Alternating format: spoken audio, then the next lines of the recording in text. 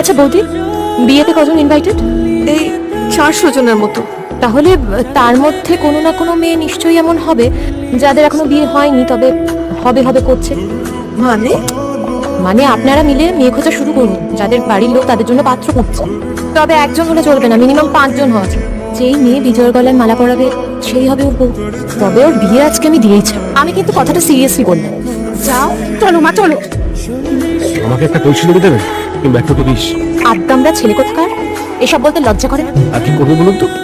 4 বছরে বিয়ে করা বউ আপনার বড়ের সঙ্গে পালিয়ে গেল। বউটাও বিয়ের দিন পালানো। দমভ্রষ্টা বড়, আমি বুঝতে পারছেন না?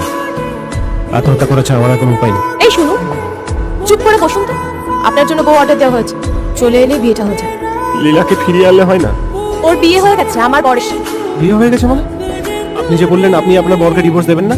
হ্যাঁ বলেছিলাম, কিন্তু যার মুখ আমি দেখতে চাই না তাকে ডিভোর্স দিয়ে দেওয়াই ভালো।